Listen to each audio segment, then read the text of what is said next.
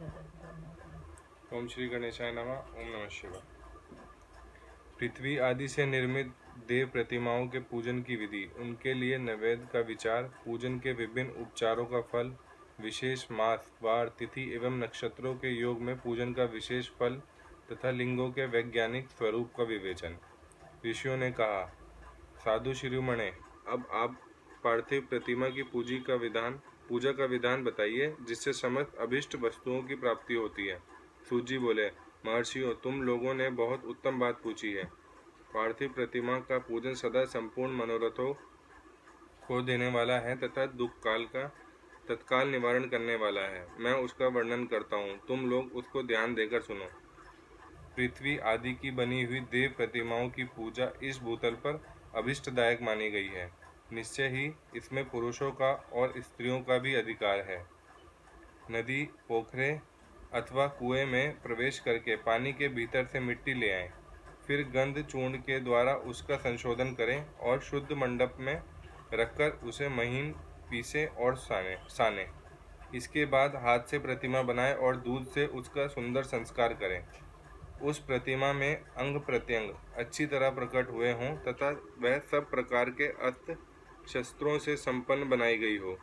तदनंतर उस पद्मासन पर स्थापित करके आदर पूर्वक उसका पूजन करें। गणेश, सूर्य, विष्णु, दुर्गा और शिव की प्रतिमा का शिव का एवं शिवलिंग का द्विज को सदा पूजन करना चाहिए। षंडोषोपचार पूजन जनित फल की सिद्धि के लिए 16 उपचारों द्वारा पूजन करना चाहिए। पुष्प से प्रोक्षण और मंत्र पाठ पूर्वक अभिषेक करें। अगन्ही के चावल से नैवेद्य तैयार करें। सारा नैवेद्य एक कुड़व होना चाहिए। घर में पार्थिव पूजन के लिए एक कुड़व और बाहर किसी मनुष्य द्वारा स्थापित शिवलिंग के पूजन के लिए एक प्रस्थ नैवेद्य तैयार करना आवश्यक है, ऐसा जानना चाहिए। देवताओं द्वारा स्थापित शिवलिंग के लिए 3 सै नैवेद्य अर्पित करना उचित है और स्वयं प्रकट हुए स्वयंभूलिंग के लिए 5 फेर एक करने पर पूर्ण फल की प्राप्ति समझनी चाहिए। इस प्रकार सहस्त्र बार पूजा करने से द्विज सत्यलोक को प्राप्त कर लेता है। 12 अंगुल चौड़ा, इससे दूना और 1 अंगुल अधिक अर्थात 25 अंगुल लंबा तथा 15 अंगुल चौड़ा जो लोहे या लकड़ी का बना हुआ पात्र होता है, उसे विद्वान पुरुष शिव कहते हैं। उसका 8वां भाग प्रस्थ कहलाता है, जो 4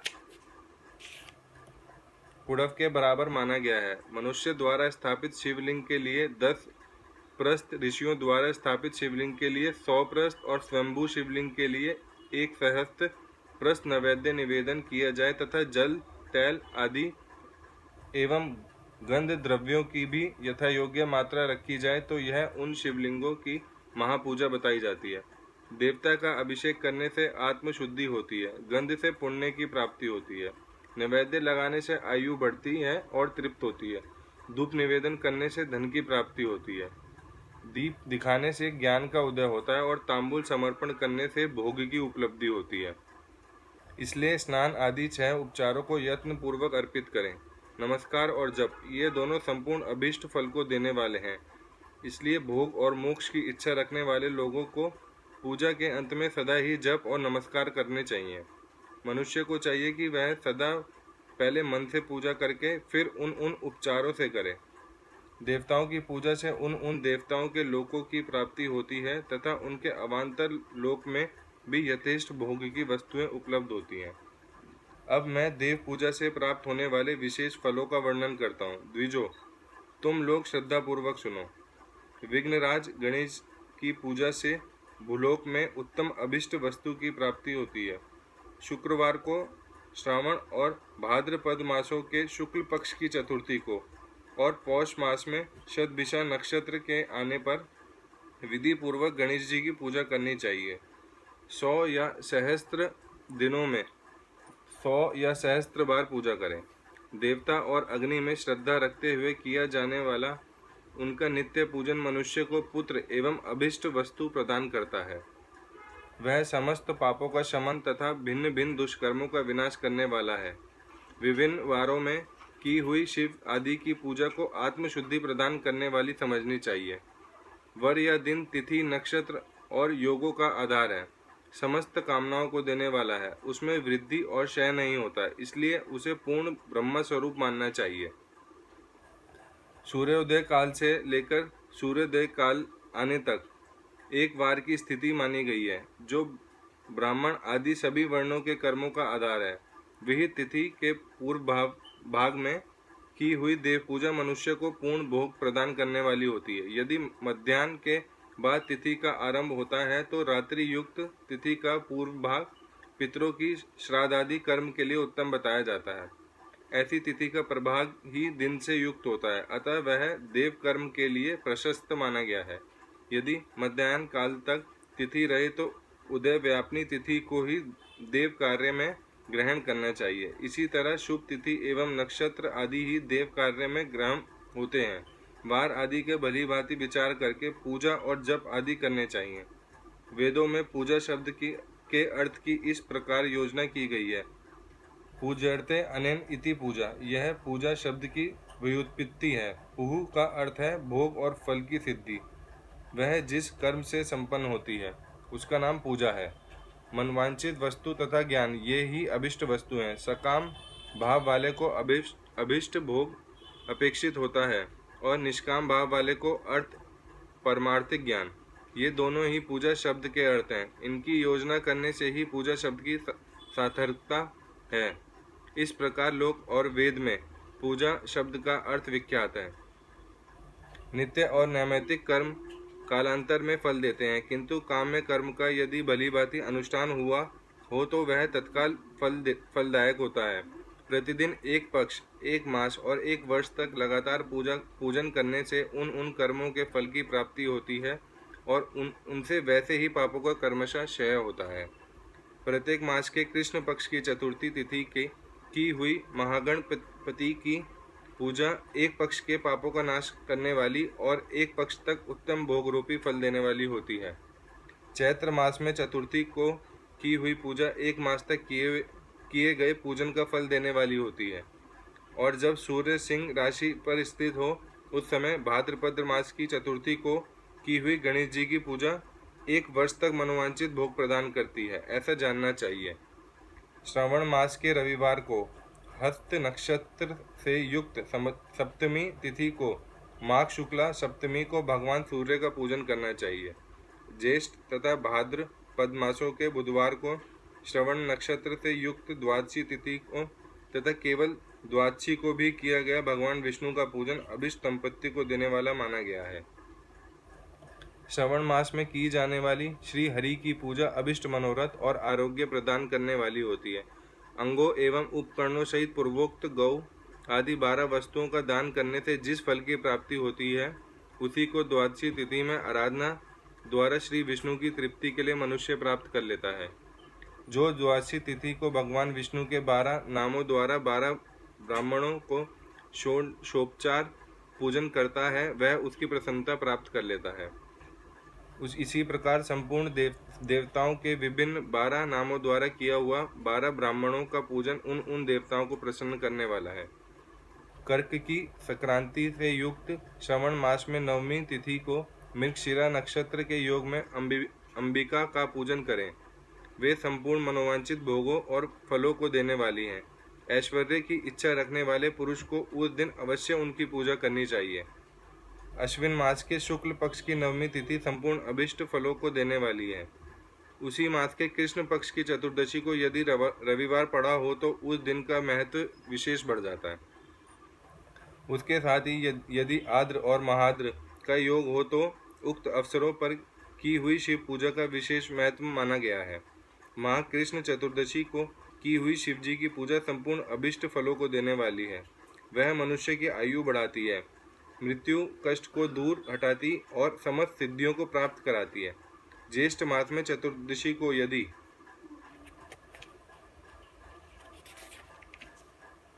महाद्र का योग हो अथवा मार्ग शीर्ष मास में किसी भी तिथि यदि आद्र नक्षत्र हो तो उस अवसर पर विभिन्न वस्तुओं की बनी हुई मूर्ति के रूप में शिवजी को 16 उपचारों से पूजा करता है उस पुण्यात्मा के चरणों का दर्शन करना चाहिए। भगवान शिव की पूजा मनुष्य को भोग और मोक्ष देने वाली है, ऐसा जानना चाहिए। कार्तिक मास में प्रत्येक वार और तिथि आदि में महादेव जी की पूजा का विशेष महत्व है। कार्तिक मास आने पर विद्वान पुरुष दान, तप, होम, जप और नियम आदि के द्वारा समस्त देवताओं का षोडशोपचारों से पूजन करे। उस पूजन में देव प्रतिमा, ब्राह्मण तथा मंत्रों का उपयोग आवश्यक है। ब्राह्मणों को भोजन कराने से भी वह पूजन कर्म संपन्न होता है। पूजक को चाहिए कि वह कामनाओं को त्याग कर पीड़ा रहित हो देवाराधना में तत्पर रहे। कार्तिक मास में देवताओं का यजन पूजन समस्त भोगों को देने वाला, व्याधियों को हर लेने वाला तथा भूतों और ग्रहों का विनाश करने वाला है। कार्तिक मास के रविवार को भगवान सूर्य की पूजा करने और तेल तथा सूती वस्त्र देने से मनुष्य के कोढ़ आदि रोगों का नाश होता है।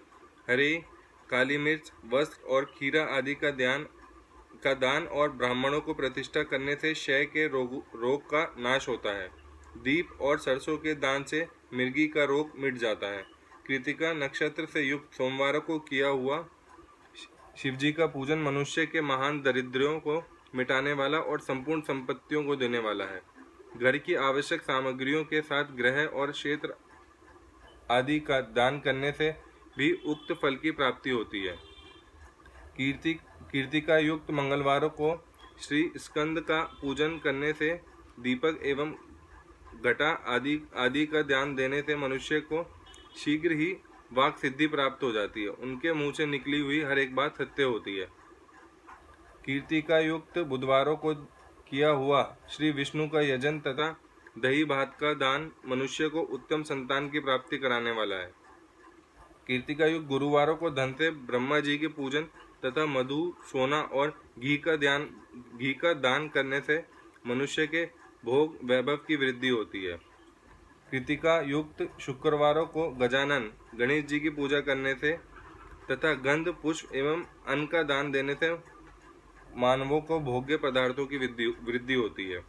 उस दिन सोना, चांदी आदि का दान करने से बंध्या को भी उत्तम पुत्र की प्राप्ति होती है। कृतिका युक्त शनिवारों को दिक्पालों की वंदना, दिग्गजों, नागों और श्वेतपालों का पूजन, त्रिनेत्रधारी रुद्र, पापहारी विष्णु तथा ज्ञानदाता ब्रह्मा का आराधना और धनवंतरि एवं दोनों अश्विनी कुमारों का पूजन करने से रोग, दुर्मृत्यु एवं अकाल मृत्यु का निवारण होता है तथा तत्कालिक व्याधियों की शांति हो जाती है। नमक, लोहा, तेल और उड़द आदि का त्रिकुटु, फल, गंध और जल आदि का तथा घृत आदि द्रव पदार्थों का और सुवर्ण, मोती आदि कठोर वस्तुओं का भी दान देने से स्वर्गलोक की प्राप्ति होती है। इनमें से नमक आदि का मान कम से कम 1 परस्त होना चाहिए और सुवर्ण आदि का मान कम से कम 1 पल। धन की संक्रांति युक्त पौष मास में उषा काल में शिव आदि समस्त देवताओं का पूजन क्रमशः समस्त सिद्धियों की प्राप्ति कराने वाला होता है। इस पूजन में अग्नि के चावल से तैयार किए गए अभिषेक का नैवेद्य उत्तम बताया जाता है। पौष मास में नाना प्रकार के अन्न का नैवेद्य विशेष महत्व रखता है। मार्गशीर्ष मास में केवल अन्न का दान करने वाले मनुष्य को ही संपूर्ण अभिष्ट फलों की प्राप्ति होती है। मार्गशीर्ष मास में अन्न का दान करने वाले मनुष्य के सारे पाप नष्ट हो जाते हैं।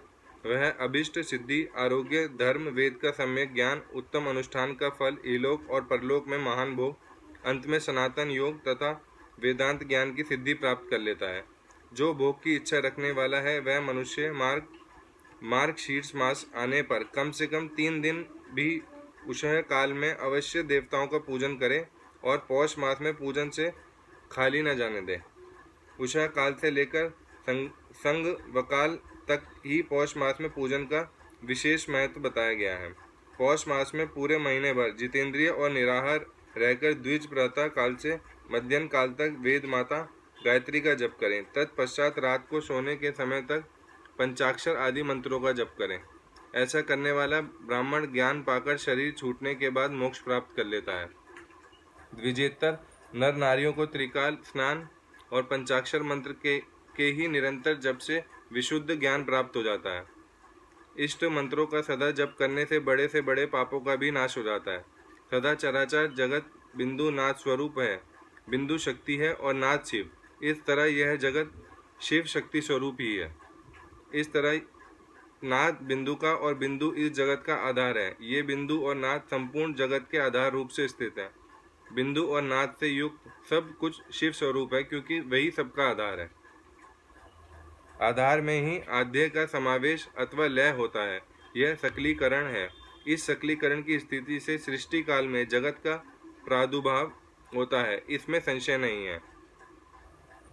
शिवलिंग बिंदु नाद स्वरूप है, अतः इसे जगत का कारण बताया जाता है। बिंदु देव है और नाद शिव, इन दोनों का संयुक्त रूप ही शिवलिंग कहलाता है।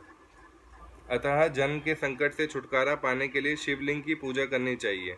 बिंदी रूपा देवी उमा माता है और नाद स्वरूप भगवान शिव पिता। इन माता पिता के पूजित होने से परमानंद की ही प्राप्ति होती है। अतः परमानंद का लाभ लेने के लिए शिवलिंग का विशेष रूप से पूजन करें। देवी उमा जगत की माता है और भगवान शिव जगत के पिता। जो इनकी सेवा करता है उस पुत्र पर इन दोनों माता पिता की कृपा नित्य अधिकाधिक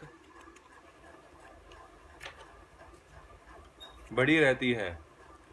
वे पूजक पर कृपा करके उसे अपना आंतरिक ऐश्वर्य प्रदान करते हैं। अतः मुनीश्वरों, आंतरिक आनंद की प्राप्ति के लिए शिवलिंग को माता पिता का स्वरूप मानकर उसकी पूजा करनी चाहिए। शिव पुरुष रूप है और शिवा प्रकृति कहलाती हैं। अव्यक्त आंतरिक अधिष्ठान रूप गर्भ को पुरुष कहते हैं और सवियुक्त आंतरिक अधिष्ठान भूत गर्भ को प्रकृति। पुरुष आदि गर्भ है, वह प्रकृति गर्भ से युक्त होने के कारण गर्भवान है, क्योंकि वह प्रकृति का जनक है।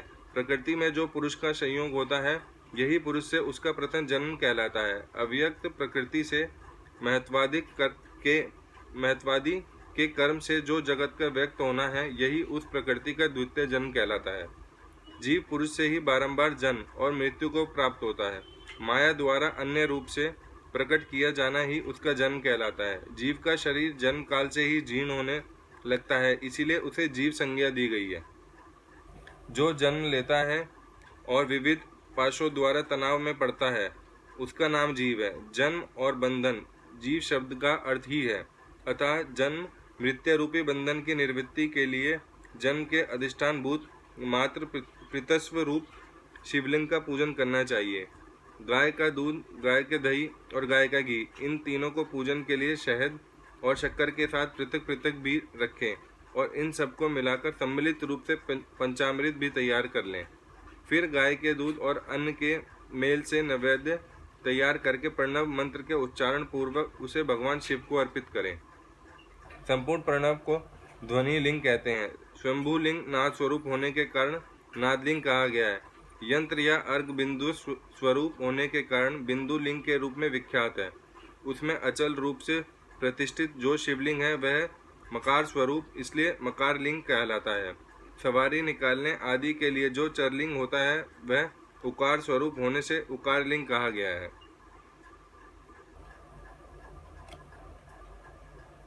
उकारलिंग कहा गया है तथा पूजा की दीक्षा देने वाले जो गुरु या आचार्य हैं, उनका विग्रह आकार का प्रतीक होने से आकारलिंग माना गया है।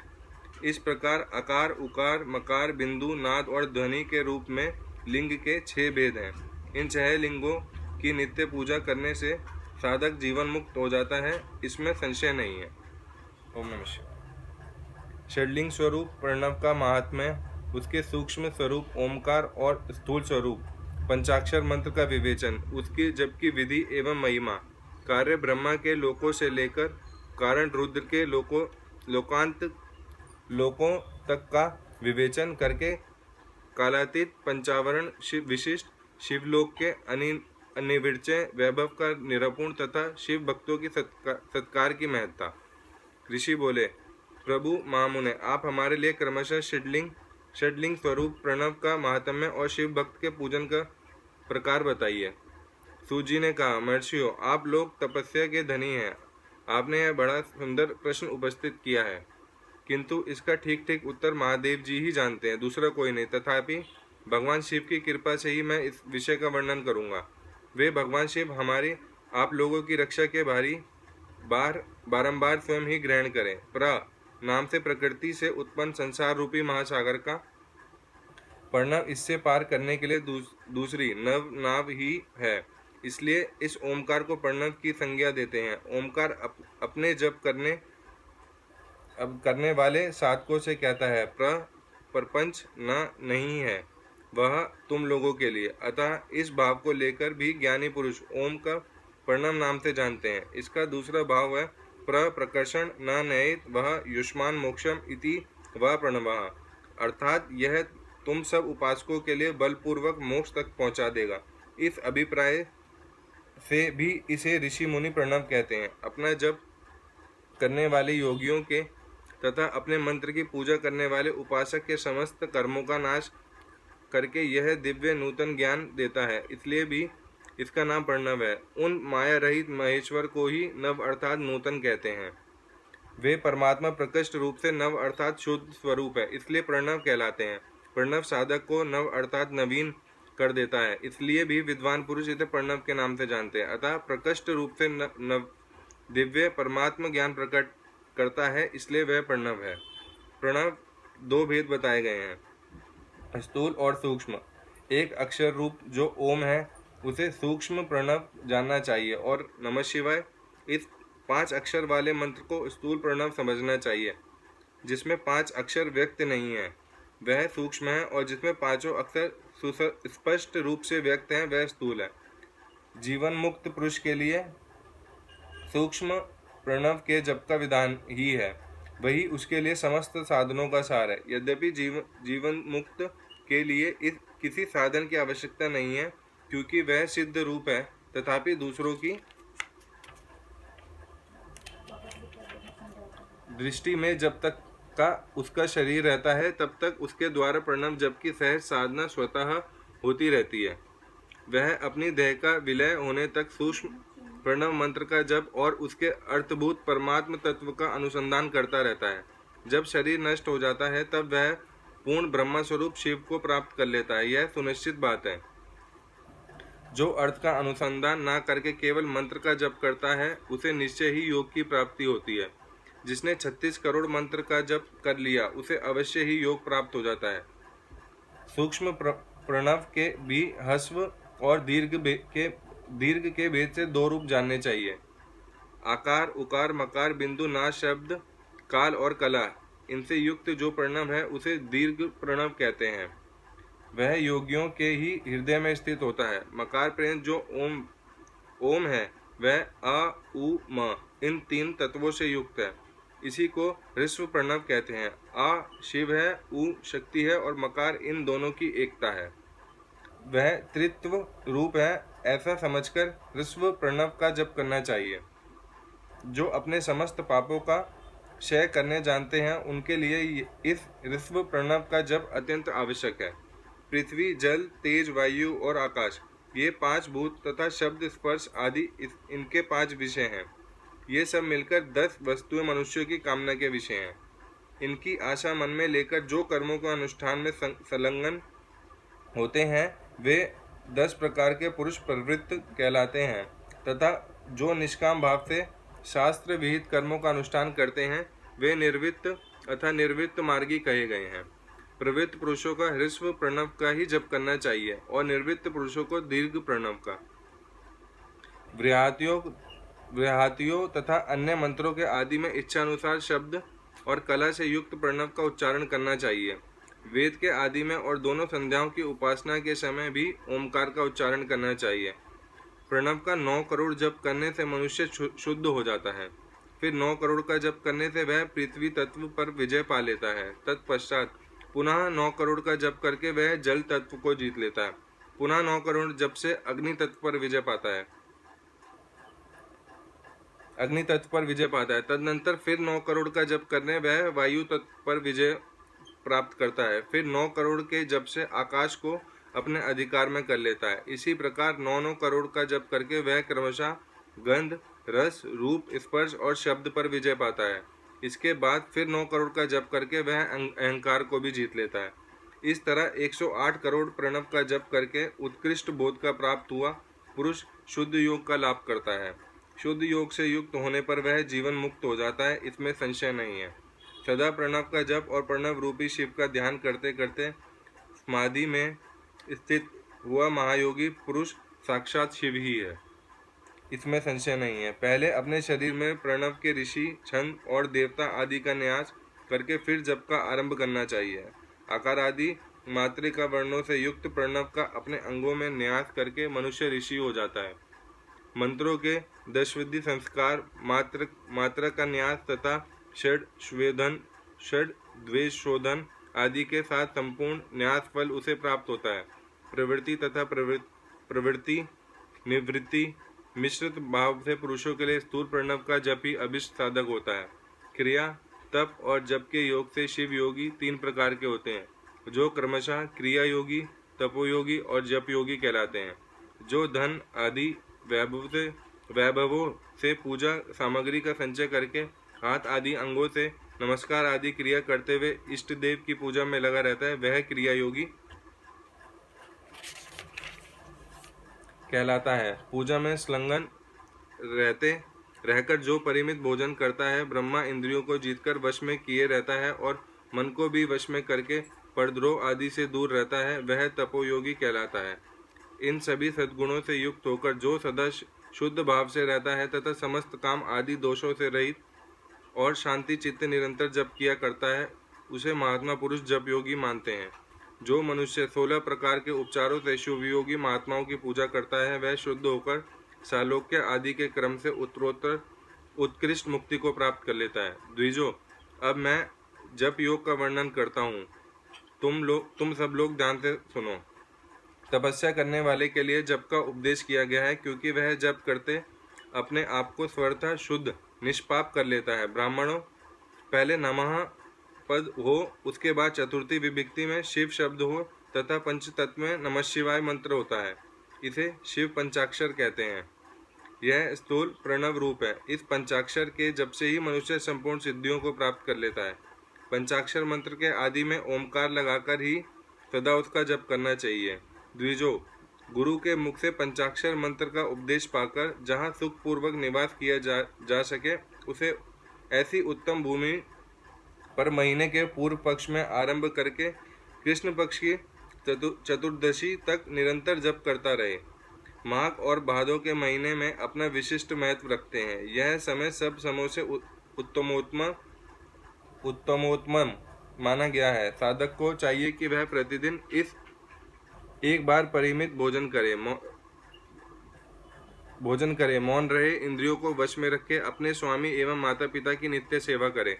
इस नियम से रहकर जप करने वाला पुरुष एक सहस्त्र जप से ही शुद्ध हो जाता है, अन्यथा वह ऋणी होता है। भगवान शिव का निरंतर चिंतन करते हुए पंचाक्षर मंत्र का 5 लाख जप करें।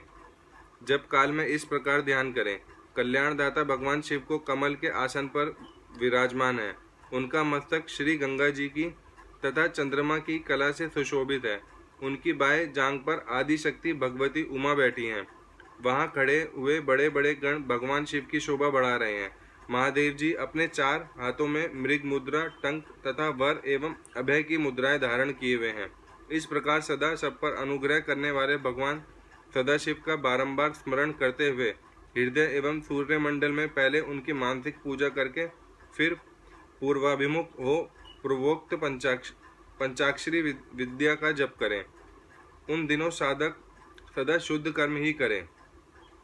जप की समाप्ति के दिन कृष्ण पक्ष की चतुर्दशी को प्रातःकाल नित्य कर्म करके शुद्ध एवं सुंदर स्थान में शौच संतोष आदि नियमों से युक्त हो शुद्ध हृदय से पंचाक्षर मंत्र का 12 सहस्त्र जप करे। तत्पश्चात 5 सपत्निक ब्राह्मणों का जो श्रेष्ठ एवं शिव भक्त हों वर्ण करें। इनके अतिरिक्त एक श्रेष्ठ आचार्य प्रवर का भी वर्ण करें और उसे साम सदाशिव का स्वरूप समझे। ईशान, तत्पुरुष, अघोर, वामदेव तथा सद्योजात इन 5 के प्रतीक स्वरूप 5 ही श्रेष्ठ और शिवभक्त ब्राह्मणों का वर्ण करने के पश्चात सामग्री को एकत्र करके भगवान शिव का पूजन आरंभ करें। विधि पूर्वक शिव की पूजा संपन्न करके होम आरंभ करें। अपने ग्रम सूत्र के अनुसार सुखांत कर्म करके अर्थात परिसमूहन, उपलेपन, उल्लेखन, मृद उद्वारण और अभ्युक्षण इन 5 भू संस्कारों के पश्चात वेदी पर स्वाभिमुख अग्नि को स्थापित करके कुश कांडिका के अनंतर प्रज्वलित अग्नि में आज्य भागांत आहुति देकर प्रस्तुत होम का कार्य आरंभ करें। कपिला गाय के घी से 11 101 अथवा 1001 आहुतियां स्वयं ही दें अथवा विद्वान पुरुष शिव भक्त ब्राह्मणों से 108 आहुतियां दिलाएं। होम कर्म समाप्त होने पर गुरु को दक्षिणा के रूप में एक गाय और एक बैल देना चाहिए। ईशान आदि के प्रतीक रूप जिन 5 ब्राह्मणों का वर्ण किया गया है उनको ईशान आदि का स्वरूप ही समझें तथा आचार्य को शाम सदाशिव का स्वरूप माने। इसी भावना के साथ उन सबके चरण धोएं और उन चरणोदक से अपना मस्तक को सींचें। ऐसा करने से वह साधक अगणित तीर्थों में तत्काल स्नान करने का फल प्राप्त कर लेता है। उन ब्राह्मणों को भक्तिपूर्वक दशांश अन्न देना चाहिए। गुरु पत्नी को पराशक्ति मानकर उनका भी पूजन करें। ईशानादि कर्म से उन सभी ब्राह्मणों का उत्तम अन्न से पूजन करके अपने वैभव विस्तार के अनुसार रुद्राक्ष, वस्त्र, बड़ा और पुआ आदि अर्पित करें। तदनंतर दिक्पालिदा को बलि देकर ब्राह्मणों को भरपूर भोजन कराएं। इसके बाद देवेश्वर शिव से प्रार्थना करके अपना जप समाप्त करें। इस प्रकार परुश्चरण करके मनुष्य उस मंत्र को सिद्ध कर लेता है। फिर 5 लाख जप करने से समस्त पापों का नाश हो जाता है। तदनंतर पुनः 5 लाख जप करने पर अतल से लेकर सत्यलोक तक 14 भुवनों पर क्रमशः अधिकार प्राप्त हो जाता है। यदि अनुष्ठान पूर्ण होने के पहले बीच में ही साधक की मृत्यु हो जाए तो वह परलोक में उत्तम भोग भोगने के पश्चात पुनः पृथ्वी पर जन्म लेकर पंचाक्षर मंत्र के जप का अनुष्ठान करता है। समस्त लोकों का एक ऐश्वर्य पाने के पश्चात वह मंत्र को सिद्ध करने वाला पुरुष यदि पुनः 5 लाख जप करे तो उसे ब्रह्मा जी का सामीप्य प्राप्त होता है। पुनः 5 लाख जप करने से सारूप्य नामक ऐश्वर्य प्राप्त होता है। 100 लाख जप करने से वह साक्षात ब्रह्मा के समान हो जाता है। इस तरह कार्य ब्रह्मा का सायुज्य प्राप्त करके वह उस ब्रह्मा का प्रलय होने तक उस लोक में यथेष्ट भोग भोगता है। फिर दूसरे कल्प का आरंभ होने पर वह ब्रह्मा जी का पुत्र होता है। उस समय फिर तपस्या करके दिव्य तेज से प्रकाशित हो वह क्रमशः मुक्त हो जाता है। पृथ्वी आदि कार्य स्वरूप भूतों द्वारा पाताल से लेकर सत्यलोक पर्यंत ब्रह्मा जी के 14 लोक क्रमशः निर्मित हुए हैं। सत्यलोक से ऊपर क्षमालोक तक जो 14 भुवन हैं वह भगवान विष्णु के लोक हैं। क्षमालोक से ऊपर शुचि लोक पर्यंत 28 भुवन स्थित हैं। शुचि लोक के अंतर्गत कैलाश में प्राणियों का संहार करने वाले रुद्रदेव विराजमान हैं।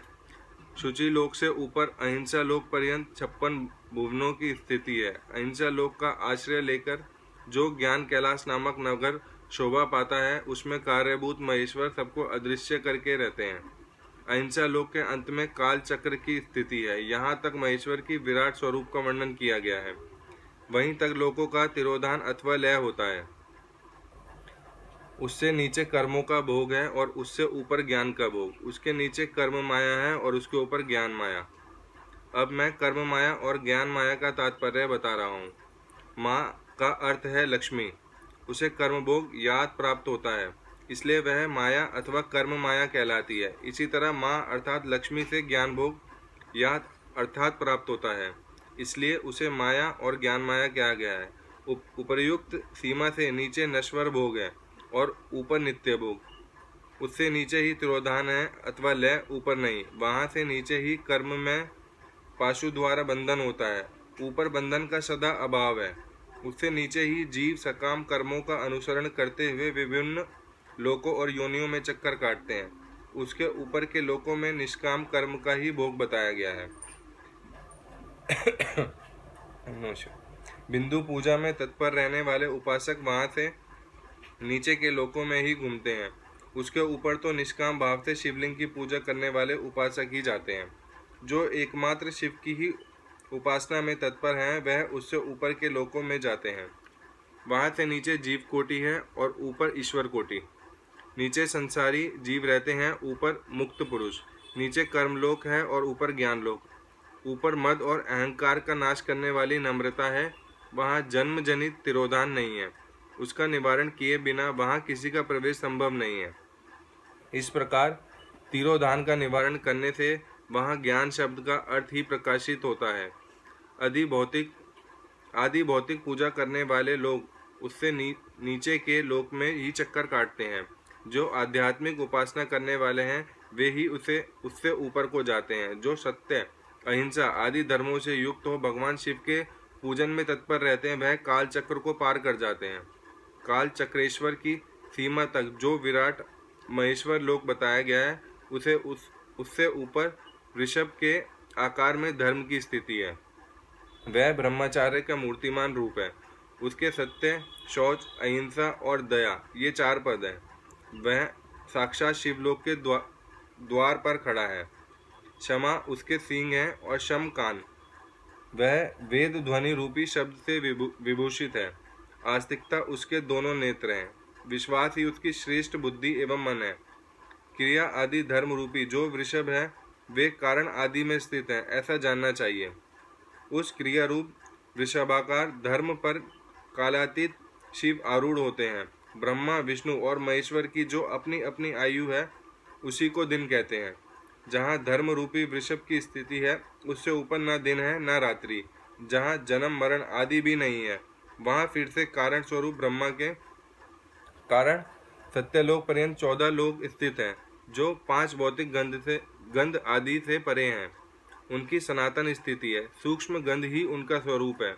उनसे ऊपर फिर कारण रूप विष्णु के 14 लोक स्थित हैं। उनसे भी ऊपर फिर कारण रूपी रुद्र के 28 लोकों की स्थिति मानी गई है।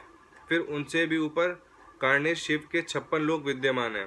तदनंतर शिव संबद्ध ब्रह्मचार्य लोक है और वहीं 5 आवरणों से युक्त ज्ञानमय कैलाश है, जहाँ 5 मंडलों, 5 ब्रह्म कलाओं और आदि शक्ति से संयुक्त आदिलिंग प्रतिष्ठित है। उस परमात्मा शिव का शिवालय कहा गया है। वहीं पराशक्ति से युक्त परमेश्वर शिव निवास करते हैं। वह सृष्टि, पालन, संहार, तिरोभाव और अनुग्रह इन 5 कृत्यों में प्रवीण है। उनका श्री विग्रह सच्चिदानंद स्वरूप है। वह सदा ध्यान रूपी धर्म में ही स्थित रहते हैं। और सदा सब पर अनुग्रह किया करते हैं। वह स्वात्मा राम है और समाधि रूपी आसन पर आसीन हो नित्य विराजमान होते हैं। कर्म एवं ध्यान आदि का अनुष्ठान करने से क्रमशः साधन पथ में आगे बढ़ने पर उनका दर्शन साध्य होता है। नित्य, नौमित्तिक आदि कर्मों द्वारा देवताओं का यजन करने से भगवान शिव के समराधना कर्म में मन लगता है।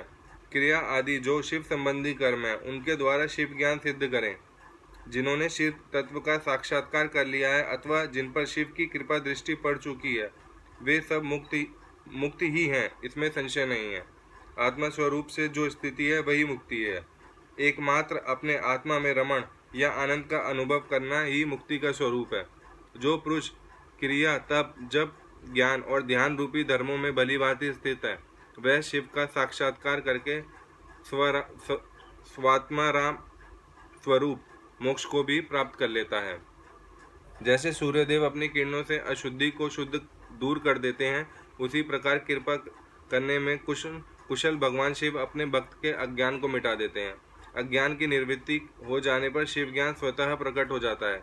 शिव ज्ञान से अपना विशुद्ध स्वरूप आत्माराम तत्व प्राप्त होता है और आत्मारात्म की सम्यक सिद्धि हो जाने पर मनुष्य कृत्य हो जाता है। इस तरह यहाँ जो कुछ बताया गया है वह पहले मुझे गुरु परंपरा से प्राप्त हुआ था। तत्पश्चात पुनः नंदीश्वर के मुख से इस विषय को सुना था। नंदीस्थान से परे जो स्वस्म वैद्य शिव वैभव है उसका अनुभव केवल भगवान शिव को ही है।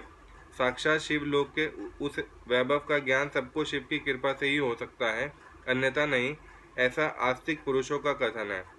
साधक को चाहिए कि वह 5 लाख जप करने के पश्चात भगवान शिव की प्रसन्नता के लिए महाअभिषेक एवं नैवेद्य निवेदन करके शिव भक्तों का पूजन करे। भक्त की पूजा से भगवान शिव बहुत प्रसन्न होते हैं। शिव और उनके भक्त में कोई भेद नहीं है, वह साक्षात शिव स्वरूप ही है। शिव स्वरूप मंत्र को धारण करके ही वह शिव हो गया रहता है। शिव भक्त का शरीर शिव रूप ही है, अतः उसकी सेवा में तत्पर रहना चाहिए। जो शिव के भक्त हैं वे लोक और वेद की सारी क्रियाओं को जानते हैं। जो क्रमशः जितना जितना शिव मंत्र का जप कर लेता है उसके शरीर को उतना ही उतना शिव का सामीप्य प्राप्त हो जाता है। इसमें संशय नहीं है। शिव भक्त स्त्री का रूप देवी पार्वती का ही स्वरूप है। वह जितना मंत्र जपती है उसे उतना ही देवी का सानिध्य प्राप्त हो जाता है। साधक को स्वयं शिव स्वरूप होकर पराशक्ति का पूजन करें। शक्ति, वेद तथा लिंग का चित्र बनाकर अथवा मिट्टी आदि से इनकी आकृति का निर्माण करके प्राण प्रतिष्ठा पूर्वक निष्कपट भाव से इनका पूजन करें।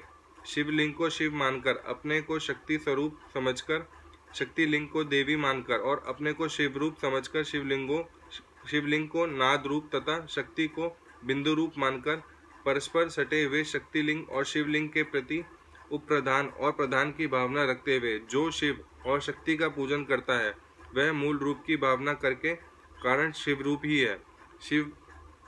शिव भक्त शिव मंत्र रूप होने के कारण शिव के ही स्वरूप है। जो 16 उपचारों से उनकी पूजा करता है उसे अभिष्ट वस्तु की प्राप्ति होती है।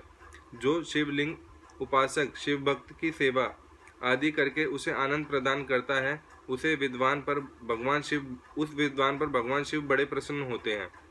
5, 10 या 100 सपत्नीक शिव भक्तों को बुलाकर भोजन आदि के द्वारा पत्नी सहित उनका सदैव समादर करें। धन में, देह में और मंत्र में शिव भावना रखते हुए उन्हें शिव और शक्ति का स्वरूप जानकर निष्कपट भाव से उनकी पूजा करें। ऐसा करने वाला पुरुष इस भूतल पर फिर जन्म नहीं लेता। ओम नमः शिवाय।